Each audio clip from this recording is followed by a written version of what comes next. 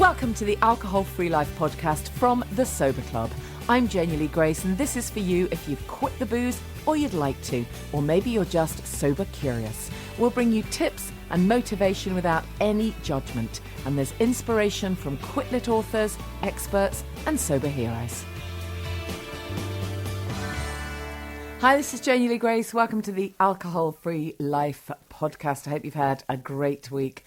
We've got a fantastic guest lined up today. I've been talking about Dale Pinnock, the medicinal chef, for ages. I've known Dale a long time. He's really prolific. He's got some great books out, and of course, you've probably seen him on TV. So he's going to be giving us some great tips and advice on nutrition. And we're definitely going to talk as well about what happens after you've ditched the booze. And Dale's going to share his own story as well, which is fantastic. He's got a new book, by the way. I got it in my hands. Dale Pinnock, Fakeaways. I mean, it's such a great idea. So he's doing budget-friendly versions, if you like, of takeaways for everyday home cooking. So, you know, some of the kinds of things that we love eating out, but then they end up being a little bit unhealthy sometimes. So now you can just buy the ingredients and you can make them at home. So you've got falafel here with tahini dressing. He's got a version of hummus bowls. What else has he got here? Beginner's sushi rolls. Some fantastic ideas. So we're going to chat to Dale Pinnock a little bit later on.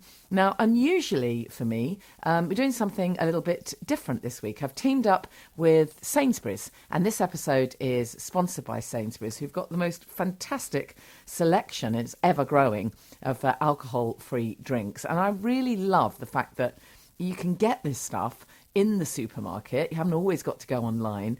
Really brilliant selection for anyone who's choosing not to drink. Maybe you've decided you are going to drink less over Christmas, or you're going to start right now and ditch the booze. Or maybe you want to just have some fantastic drinks and still drive home from the party. The great thing is there's no need anymore to compromise on taste and flavour. So some of the drinks that I've been sent for this, I hadn't tried before. So I thought it'd be really nice to actually talk about these drinks by inviting a few friends over. And I know it's not the telly. It's not quite the same. But I thought, I can get a couple of mates. We can try these drinks out. You can see what everybody thinks. So you need to kind of imagine Nigella at home. Have that thought in your head. It's probably not quite as glamorous. And then after you've heard this, we've got Dale Pinnock, as I say, and we've also got a chance for you to grab a redemption code so that you can get some of the drinks that I've talked about for free along with your online shopping. So that's really cool. So here it is. Here's my little review of some drinks with some friends. So here we are then with Carolina, Christian and Simon, and we have our beautiful bottle of Colino. Right, so I want you guys to try it first on its own, like you would a gin. A neat. Yeah, neat, exactly. Neat. So we've got a little slice of lemon for you there. Thank you. See what you think of that. It smells lovely. What's that smell like? Yeah. So it's a lovely bottle, isn't it? I mean, this is the kind of thing that... Well, how do you feel about it? If you were driving, Christian, what do you reckon? It's actually got a taste. Do you know what? That has a lovely smell, but there's a hint of banana. I smelled banana. Yeah. Banana, Yeah. That's what it is. I thought thinking it was like a sweet aniseed kind of thing. But it's, well, that's interesting. You don't like bananas, but you like I that. don't like bananas. But this Well, is funnily nice. enough, in Uganda they make banana gin. Do they really? Warren, it tastes Yeah. just like gin, but has a hint of a smell. But I like that. Nice. Yeah, I mean, some of the botanicals, some of the sort of gin alternatives don't have as much taste as that, I don't think. Definitely not. So this is that. So that's the Colino on its own. So now, check this out. This is dash water, okay? And as you can see, this is infused with wonky lemons. It's really important that you note that they're wonky lemons. Wonky lemons, yeah. What does that mean? Sort of. It means you're reclaiming the lemons that otherwise I see, may yeah. not have been loved. I loved. Oh right, they're not perfectly formed. Exactly. On supermarket. Would you like to try a bit of Yes, please. a wonky lemon with a bit more of your Colino? There you go. Want some of that? That tastes very natural. That's really refreshing. That with loads of ice Yeah. and lemon in a really nice glass. That's just a great alternative, isn't it, if you're driving? Definitely not too sweet. Which is really nice. Well, I like tonic water and I like sparkling waters. But what I like about this is not sweet. It's not Yeah. hideously sweet, and so therefore it doesn't disguise the flavour of the. Gin alternative Gin of the Yeah. Colina. So a win then, yeah? Yeah, definitely. That's great. So there we were in Yorkshire with our friends Carolyn and Christian, and we thought we'd do it all over again, come back home, get the teenagers in, and we invited round Enid and Glenn, and we had another taste of the Dash water, which we loved, and also we tried some tonics. Right, so this is rosemary mojito from Sainsburys, a refreshing blend of mint, lime and rosemary. All of the cocktail, none of the alcohol. Okay, well, what'd you say? Yeah, it's not bad. It tastes like a mojito, pretty That's much. actually pretty good. Oh, that's nice. It's not too sweet. Great. You like And it? a couple of ice cubes on a hot day. That'd be lovely. And a Can sprig you of mint. Yeah. Can you taste the rosemary? Yes, it tastes a little bit herby, but not too much. Oh. And you can taste the lemon or limey lemon. Lime. Lime. Yeah. Cool. Some interesting flavours. to be Now this is interesting. This Merchant's Heart. I'm going to try a little bit with this because this is tonic water with a hint of pink peppercorn. Oh, Right, That sounds like a drink that I need too. yeah, you could. Really? Yeah. Wow. Yes. And I'm going to try a bit of this. What's this one say? Merchant's Heart. Because that's nice and chilled. And it is ginger ale. That's the ginger flavour. Right, it's going to have a little I like bit. this tonic You don't want water. much. Which is Not this, too I think, much, no. about that much. Okay, so I'm going to try a bit of the. I'll try a bit of it neat. Is this? That's great. It doesn't taste too sweet. No, I love that. Drier. What the ginger This one, tonic we're yeah, talking about now? definitely a drier taster. I like I it. like the pink one too. That's nice. Well, I think these are definitely a winner. The Merchant's Heart tonics. I think they're fantastic. I love them. So we haven't tried any of this. Do you want one of these Dash waters up? Oh, What's this your one. favourite? This one's actually sparkling spring water infused with whole misshapen lemons. I like that already. I can see the lemon bit, but how would you know a misshapen raspberry? Well, you have to care. It's the one that needs lots of love. So these are cans. Then we should just describe, as it's only radio and not telly. We're opening up a can of Dash. Oh, Crack me a tin. there it flies. Yeah, let's try this then. So which one? What's this again? This is your misshapen lemon. Misshapen lemons. Okay, that's very subtle, isn't it? It makes water more interesting when Yeah. you know it's safe. So it's sparkling spring water, and it's infused with, as you say, misshapen lemons. Yeah. So it's where all the little rejected lemons go. Yeah. Yeah, the They're same. not bright enough for the real ones. It's all right, as long as they don't have issues. So you heard us there trying out some of those great drinks, the Merchant's Heart tonics, which are lovely. They're in lovely little glass bottles. The Colino non-alcoholic spirit, the ready-made mocktail, rosemary mojito mocktail with lime and rosemary, and I think the hero of the piece, don't you? The Dash water. I can assure you that no lemons were harmed in the process. We love that wonky lemon water. So we've got a special offer for you with that. So Sainsburys are offering an exclusive redemption code for you to claim a free 4-pack of those drinks we were talking about, the Dash British Sparkling Spring Water infused with wonky lemons. That's the whole title. And you can get a free 4-pack as part of your next online shop. So what you have to do is follow the link in the show notes. So if you go to the show notes, if you type Alcohol Free Life Podcast, hit the show notes, you'll see that link there. The code expires on 31st of December, so you've got plenty of time. And up to 200 lucky listeners are going to be able to claim this free product with their shopping. You do need to note that the minimum spend for the Sainsbury's online shop is £25, and you'll need to set up an account so that you can place your order, and there's full terms and conditions and all of that, but you just follow that link in the show notes. So that's got to be good, isn't it? You get to sample a 4-pack of the Dash British Sparkling Spring Water infused with wonky lemons. It was really nice. I'm absolutely loving it. So let's get straight into that interview with Dale Pinnock, the medicinal chef.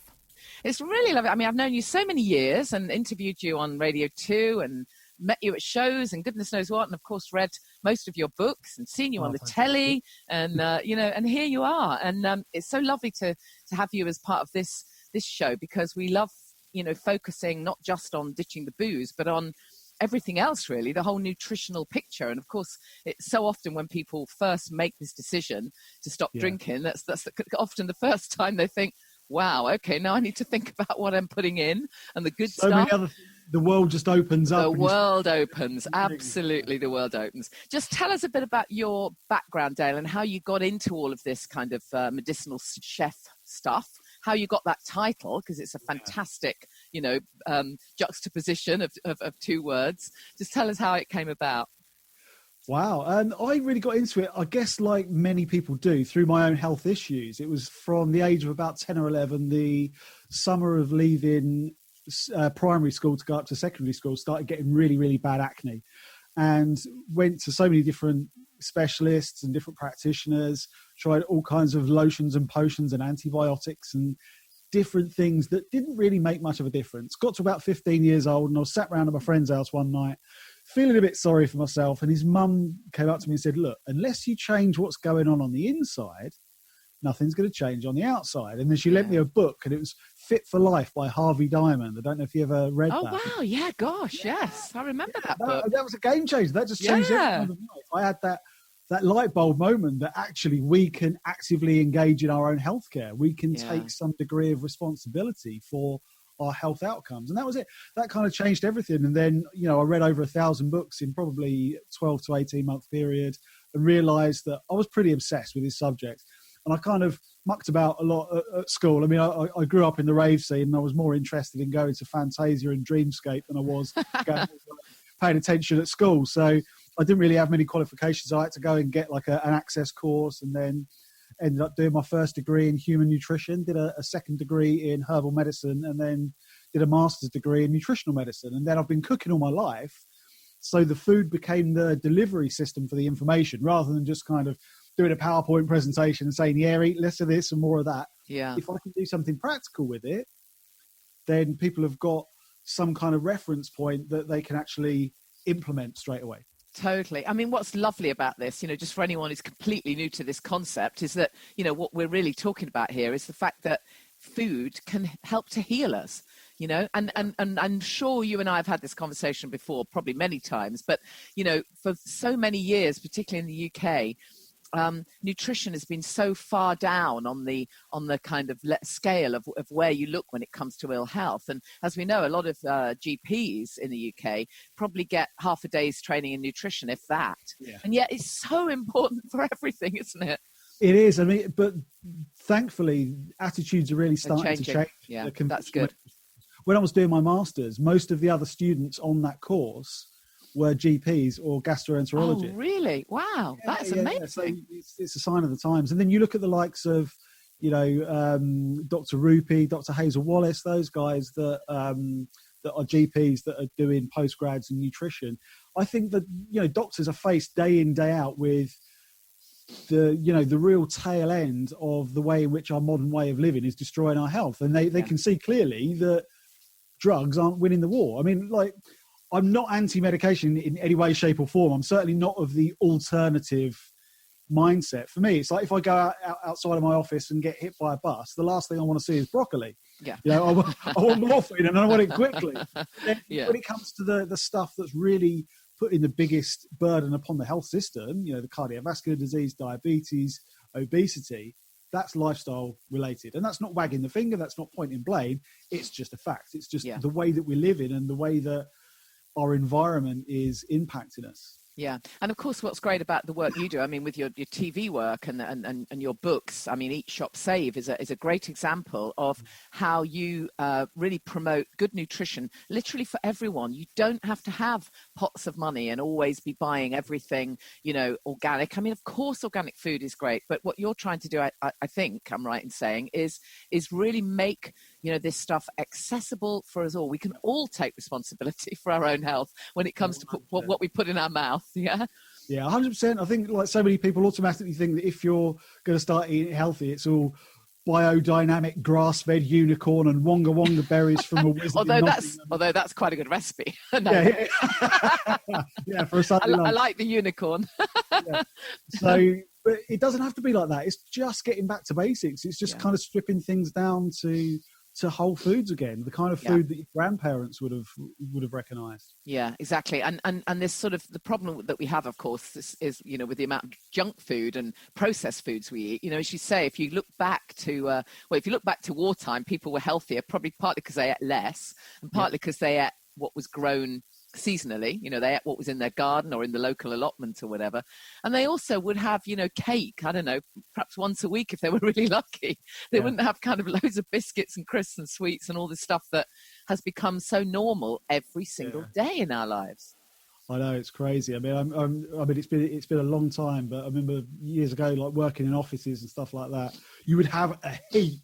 There'd be one table in the corner of the office that would have any kind of imaginable junk food on it. There'd be tins of chocolates, tins of biscuits, and people just come and pick at it all day. And you kind of think it's those things in the immediate environment that makes those bad eating patterns really easy. It's a very easy thing to do.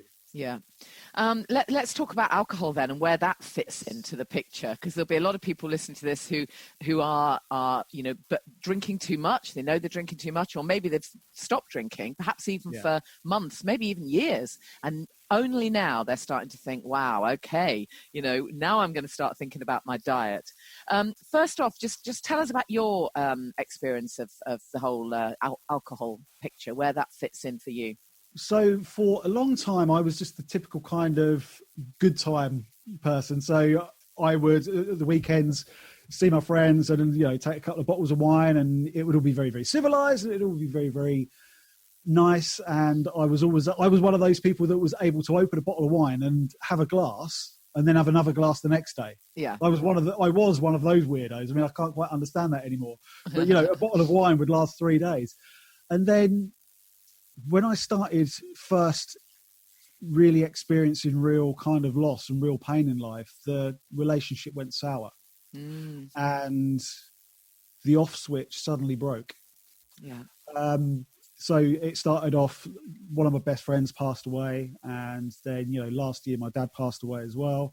And some of these things, the filtrate, that thing in your mind that's like, okay, that's enough for me now, just disappeared. So in other words, you suddenly didn't have an off switch. Yeah, and the one bottle of wine would be enough bottles until I passed out. Because looking, retrospectively, I can see it's just a coping mechanism for the pain. It's just like a way of just shutting out all the noise, shutting out all of the stuff that just makes us feel terrible. Because numbing out, when it comes at you all at once, it's almost too much to deal with. And I sort of realised that now. And I was very lucky that there was no kind of cataclysmic event. I never once got behind the wheel after, like in this situation. I never destroyed any relationships. I never let it interfere with work or anything like that. But it was interfering with my mental health and with my physical health to a point that I could no longer ignore. And knowing the things that I knew from a health point of view, I was very, very acutely aware of what I was doing to myself from a physiological point of view. But it was only when I actually took a step away from that and, not even thinking about quitting alcohol at that point. It was actually trying to address some of the things that were going on a psychological level. I mean, I was looking at the work of people like Johann Hari, with a lot of his work on addiction and things. And you look at a lot of the things that drive that behavior. Yeah. I really struggled. I mean, because I did actually go to a couple of AA meetings and things like that, just exploring, not going there saying like, yes, my world's falling apart because of alcohol. I was just like, look, I need to kind of figure out what's going on with this relationship. Yeah. And I actually refuted the idea that I was powerless in this. Yes. Like, there's no way that I'm powerless in this. There's no way I'm just going to surrender and let something take over. I was like, look, the buck stops with me. There's something about me. There's something that's gone wrong, or something that I'm not addressing, or some kind of need that's not being met that is clearly behind this. Of course, you can say it's because I had a lot of grief and a lot of loss in my life, but so does everyone else. But not everyone hits the bottle. I mean, it affects people in different ways. So it was clear that there was psychological needs not being met. There was so many things going on, and it sent me on a completely different path of discovery. I mean, I've always worked on the very, very physical level with nutrition and with things that are very biochemical, but it kind of put me onto almost like I guess a bit of a time of spiritual development again. And spirituality was always a very important thing to me in my 20s. I was like a practicing Buddhist. I did all sorts of different things that were that kind of, that lined up with trying to make sense of the spiritual aspects of our being, but then lost track of that a little bit. And I think that was probably the start of my downfall with it. So it led me on quite an interesting journey. And now I'm at the point where my current attitude is I'm keeping away from it, because as far as I'm concerned, that relationship is probably still dysfunctional, and I'm healing a lot of things inside of myself. Maybe in the future I'll be able to go back to that old way of being where I can just take it or leave it and it doesn't really bother me. I'm not prepared to test that water yet. Because how long ago was that, Dale? So how long is it? This is less than 12 months. We're talking about 8 months. Yeah, all right. 8 months or so. So this is fresh. It's so interesting. There's a few things in there that I just want to pick up on that are really, really interesting. I mean, one is that, as you say, you are a functional drinker, like we all are, or to start with at least. And we're able to leave some and drink normally. But what's interesting is this kind of inbuilt brainwashing in us all that alcohol is the answer. It's the answer to every celebration. It's the answer to every commiseration. And it's that thing that goes on in your brain that, you everything's terrible, or you're stressed, or you have grief, as you say, you turn to drink. And it's so ingrained in us all. It really is incredible. So I think that, that's just really powerful to kind of reiterate that for someone who was fine, when something goes wrong in your life, which unfortunately that's life, isn't it? And that's when you turn. And it's also amazing that you were able to catch sight of that and to catch hold of it and step off what I call the booze elevator, before it got too late, So hats off to you. Amazing. And of course you and I can have a conversation separately another time, but of course I would say don't go back and test the water. Life is so much better on the other side. I'm a year ahead of you, and I can honestly tell you there ain't no point in going back to test that water, because there's nothing in it. But the other thing I just want to pick up on is that you mentioned this thing of sort of, maybe there's something wrong with me, in inverted commas. That may not be your exact phrase, but I think it's also really important to stress that there's two things here. One is that we all forget, even us really bright people like you with all these degrees and your scientific background, it's so easy to forget that alcohol is an addictive drug, right? So there's nothing wrong with you. It's an addictive drug. And the second you start to take it to numb stuff, which is very normal, it gets you, because it's a hideous addictive drug. Isn't it amazing how we forget that? How do we forget that? You kind of think there's more deaths related to alcohol than there are any other drug on the planet. Absolutely. Like if you turned up at a dinner party and started chasing a dragon, your friends would be like, "What the hell are you doing? What are you thinking? Are you insane?" But then you look at the damage that alcohol does to the body in comparison to things like heroin or cocaine or whatever. It's just heroin. We always hear the horror stories. Yeah, exactly. It's like, if you're addicted to heroin, then you're going around stealing car stereos and, nicking from your mother's purse. It's like people do worse things than that when alcohol has really, really got the grips on. Absolutely. It comes out as the number one most harmful drug when you take into account all other factors, of harm to others, harm to the individual, harm to the economy, et cetera, et cetera. Absolutely number one. It is incredible that we've all been brainwashed for so long.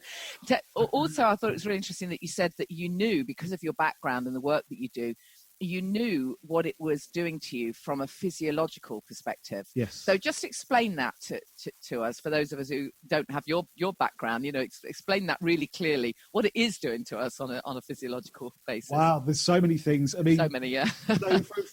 Starting just with purely the physiological, because there was a lot of things. The physiological, you're going to get irritation to the digestive tract. That's something that's going to happen very, very quickly, which can affect nutrient absorption. It can really damage key structures. You can get damage to the pyloric sphincter, so you can actually get consistent reflux. That in time can actually lead to esophageal damage. You can actually get thickening of the inside of the esophagus, which, you know, increases your risk of esophageal cancer, for example. Yeah. You can increase risk of stomach cancers as well. You can inflame the absorptive, put my teeth in, absorptive surfaces of the small intestine, for example. Yeah. So some key nutrients will actually struggle to get into the body. Then obviously you've got damage to the liver. The liver is a very forgiving organ, and providing you've not got to the point where you're almost 2/3 scar tissue and you're almost at that point of cirrhosis, then it can come back from it if you abstain.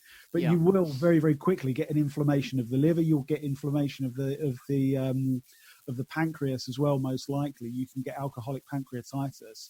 Yeah. And if that ends up becoming a chronic thing, then that obviously increases your risk of pancreatic cancer as well, and that is one you do not want to be getting. Not that you want to be getting any of them, but I mean, it's the one with the actual the worst outcomes, really. It's a very, very difficult one to treat.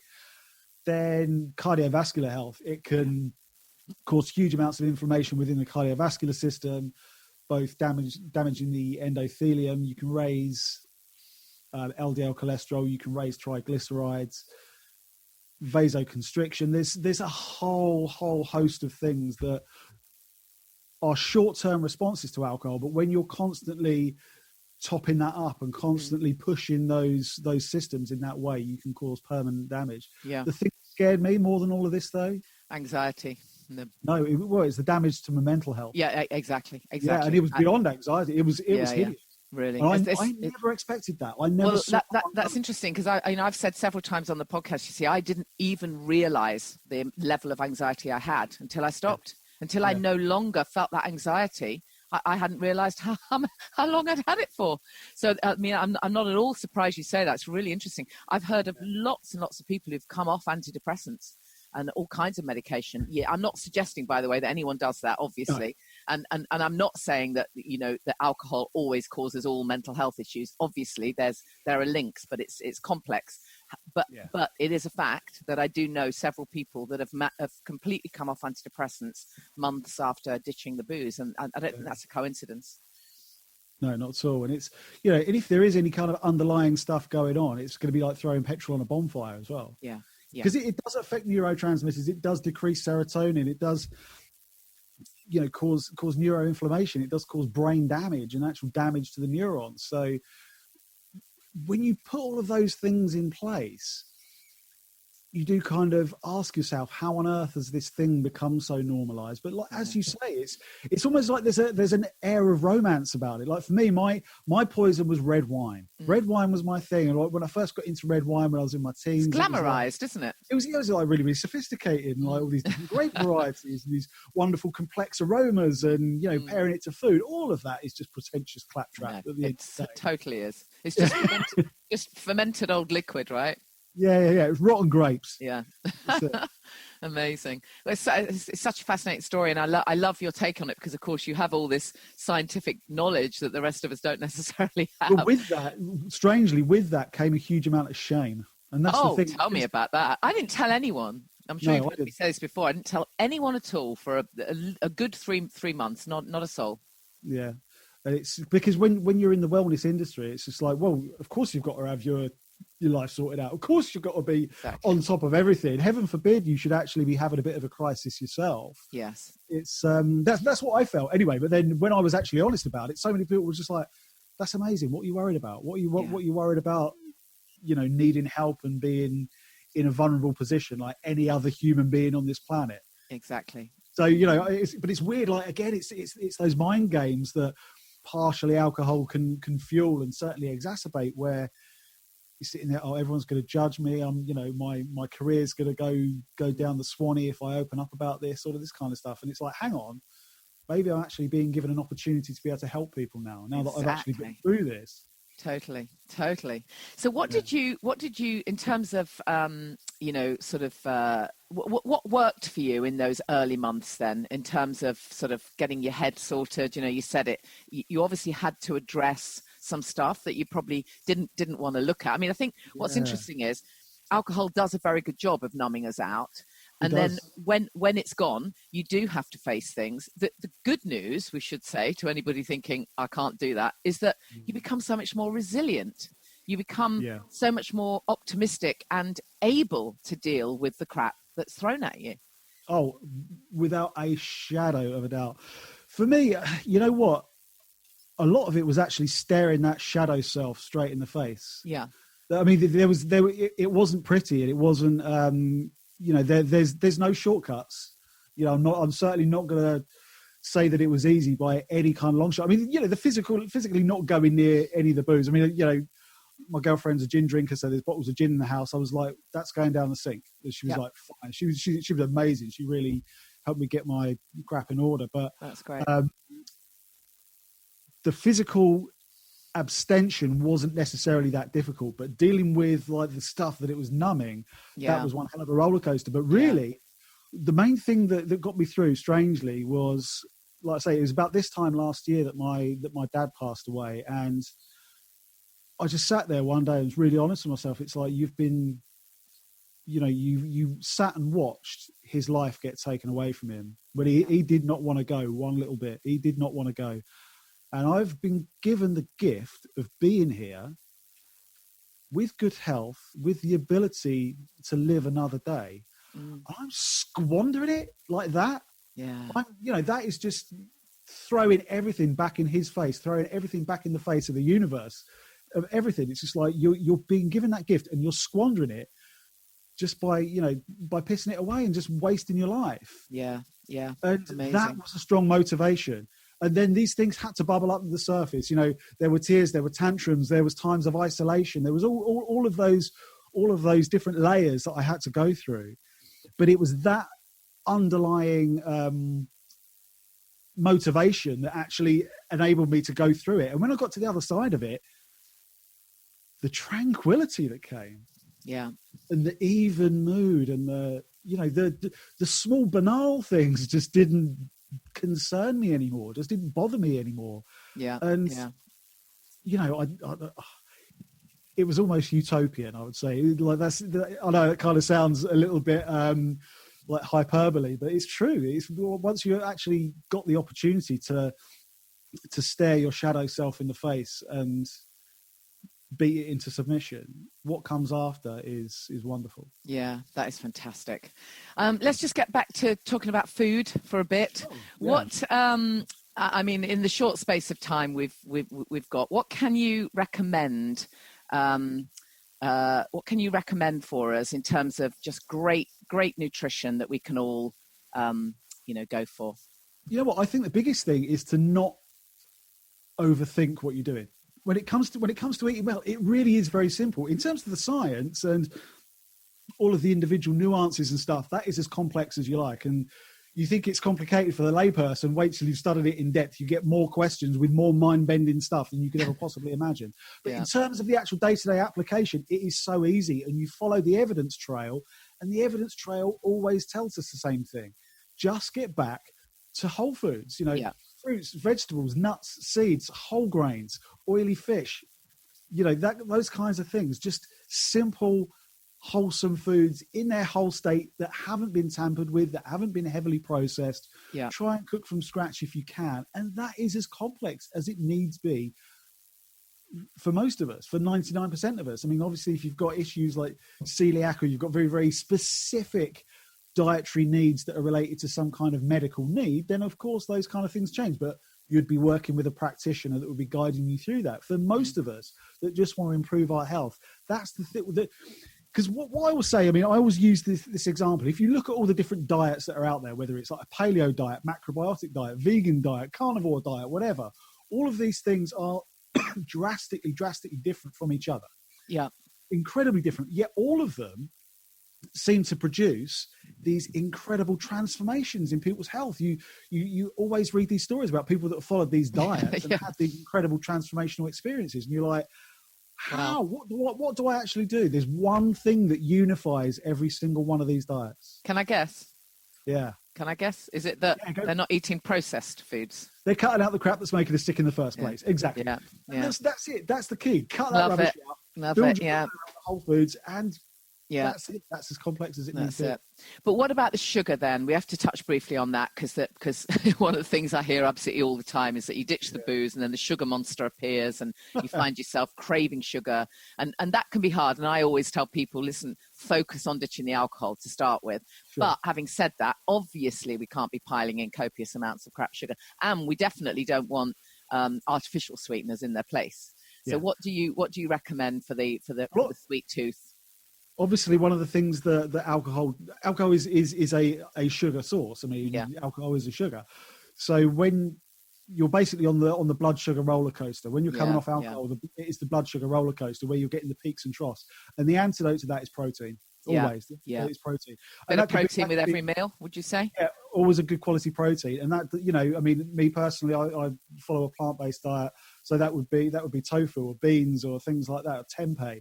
Or if you eat meat, good quality cuts of meat, fish, eggs, dairy produce, all of those kind of things. They've got the protein, they've got the fat. What that does is basically any food that you've got in your stomach, the protein and fat content will slow down the rate at which it leaves the stomach. So the glucose absorption takes place in the small intestine after the food has left the stomach, and it leaves in small little globules. But as these globules leave the stomach, the proteolytic digestion is basically switched off, and then all of the glucose content or the sugar content will start to be liberated at that point by like pancreatic enzymes and a lot of the enzymes that are hanging around in that portion of the digestive tract. And that's where absorption of that sugar will take place. If you eat something that's just like a slice of white bread, because there's no fiber, there's no real protein content to speak of, that won't be in the stomach for very long. That will get into the small intestine. And because it doesn't take any effort to liberate those sugars, you'll just get a rush of blood sugar because they'll be liberated from that food stuff very, very quickly. When you're eating a whole foods diet that's very, very high in fiber and you've got good quality proteins, that food will take a huge amount of digestive effort to break down. So it can keep you feeling fuller for longer. But blood sugar is drip fed. So rather than getting that roller coaster, you're getting a nice, even blood sugar level because just small amounts of that glucose is being liberated in each kind of sitting, just small amounts. And the bloodstream is constantly being fed with an amount that it can cope with. Great. So you're not going to get the insulin spikes. You're just going to get a nice, even blood sugar. That will take the cravings away. Yeah, fantastic.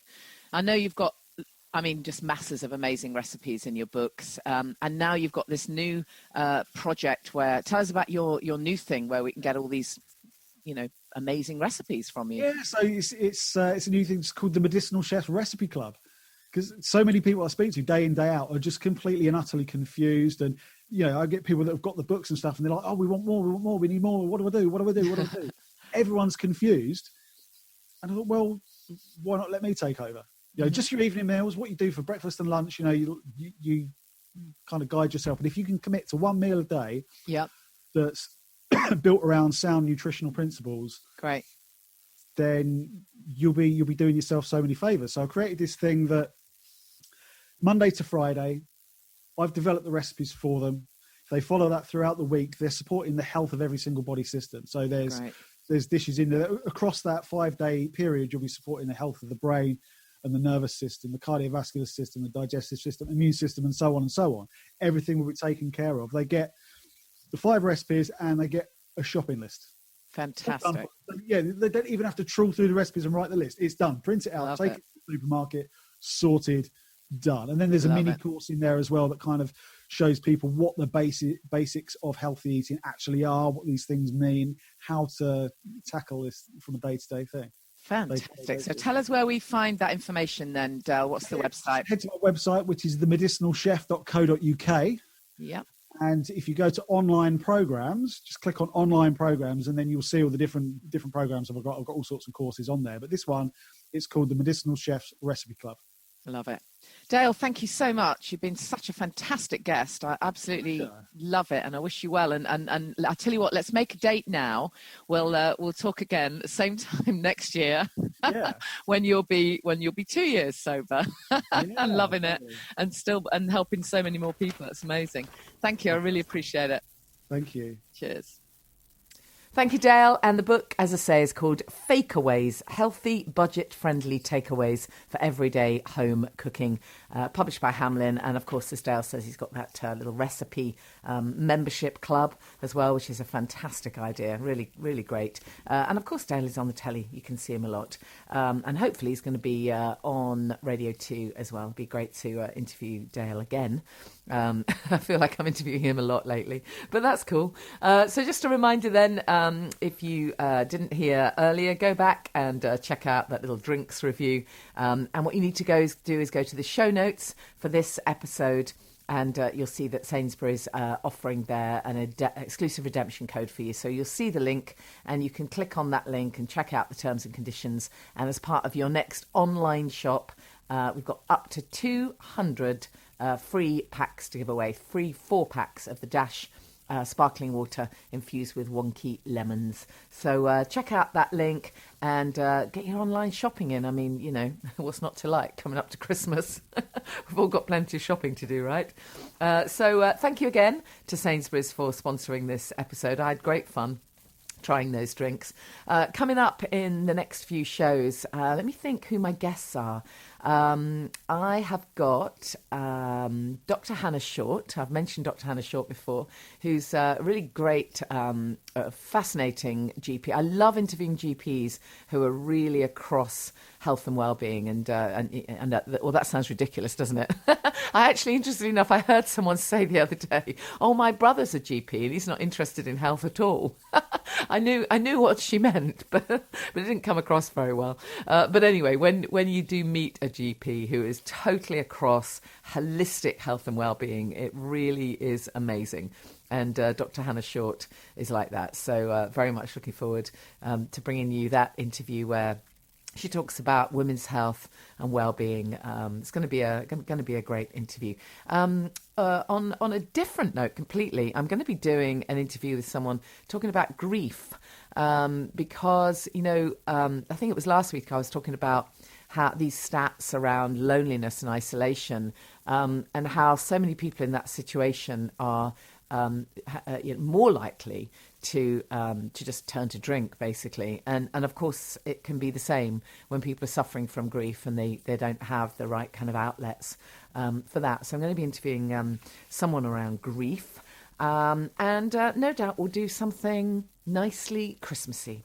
Don't forget, you can find me in all the usual places, at Janey Lee Grace on Instagram, at Janey Lee Grace Loves on Facebook. I'm on Twitter as well, at Janey Lee Grace. You know where to email me. Don't forget, by the way, we've got some competitions and all sorts of stuff. There's always new blogs out. And obviously, it goes without saying, if you'd like to check out the Sober Club, you are very welcome to join us in the Sober Club. We have exclusive content there. There's a little bit of extra content from Dale Pinnock. Usually, the podcast guests do us a bit of bonus content. So in there at the moment, we have, absolutely loads of stuff. Lots of stuff about nutrition, about mindset, about well-being, about finding your purpose, about relationships. And we're just about to upload that exclusive piece from Dale on exactly how you boost your liver health, particularly after you've ditched drinking. I'll see you same time next week. Thank you for listening to the Alcohol Free Life podcast. I'm Janey Lee Grace. Please go to thesoberclub.com, listen to more podcasts, read our blogs, enter our competitions, grab yourself a free PDF, Self-Care in Sobriety, and check out our online community